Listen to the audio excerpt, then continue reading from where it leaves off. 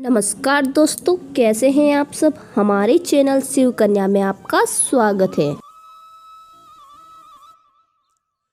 आज का शीर्षक है कर्म का फल। एक गांव में एक सुनार का घर था। वह सुनार का काम बहुत अच्छा सा चलता था। काम बढ़ाने के उद्देश्य से उसने एक दिन बहुत सारा सोना मंगवाया। इस बात का पता जब गांव में रात को पहरा देने वाले पहरेदार को पता चला तो उसके मन में लालच आ गया। जैसे ही रात हुई वह पहरेदार उस सुनार के घर में घुसा और उसे मार दिया। सुनार के मरने के बाद जैसे ही बाहर निकला तो तभी उसके सुनार के पड़ोसी ने देख लिया। वह पड़ोसी बहुत ही सज्जन पुरुष था। उसने अचानक देखा तो पहरेदार घबरा गया। उस सज्जन पुरुष ने पहरेदार के हाथ पर बक्सा देखा और उससे सवाल पूछना शुरू कर दिया। ये बक्सा लेकर कहाँ जा रहे हो? शोर मत मचाओ। देखो, इनमें से थोड़ा सोना तुम ले लेना, थोड़ा मैं ले लेता हूँ। मैं ले लूँ, मैं गलत काम नहीं कर सकता। यह सुनकर पहरेदार ने उसे डराने के लहजे में उससे कहा, देख मेरी बात मान जा, नहीं तो बहुत बुरा होगा, फिर मुझे दोष मत देना। धमकी देने पर जब भी वह सज्जन पुरुष न माना तो उस पहरेदार ने जोर जोर से चिल्लाना शुरू कर दिया। जब सब लोग इकट्ठा हो गए तो वह सबको झूठी कहानी बताने लगा। ये आदमी सुनार के घर में यह बक्सा लेकर आ रहा था, मैंने इसे पकड़ लिया।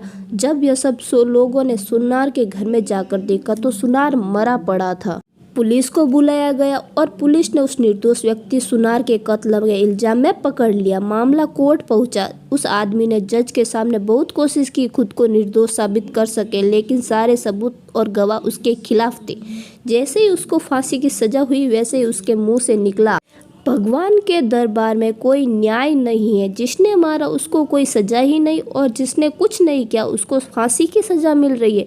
जज को इसके शब्दों को लगा कि उन्होंने कोई फैसला गलत तो नहीं कर दिया। जज ने सच का पता लगाने के लिए एक योजना बनाई। अगली सुबह एक आदमी रोता रोता जज के पास आया और बोला, सरकार, हमारे भाई की हत्या हो गई है, इसकी जांच होनी चाहिए। उस समय जज ने फांसी की सजा मिले व्यक्ति और उस पहरेदार को उस मरे हुए व्यक्ति की लाश उठाकर लाने को कहा।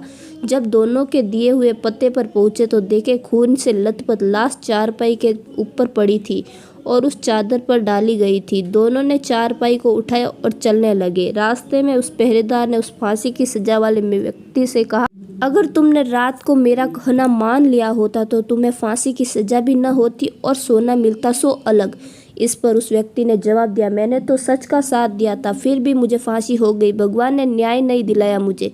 चलते चलते अब दोनों जज के सामने तो चारपाई पर पड़ी हुई लाश एकदम उठ गई। असल में वह लाश नहीं थी बल्कि जज के द्वारा सच पता लगाने के लिए एक सिपाही था। उस सिपाही ने उठकर सारी सच्चाई जज को बता दी।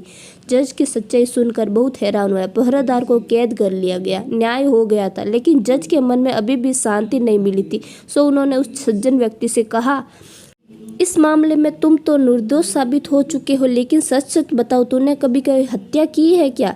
जज की चालाकी वह व्यक्ति पहले ही देख चुका था, इसलिए अब वह झूठ बोलने से डर रहा था, इसलिए उसने सच्चाई बतानी शुरू कर दी।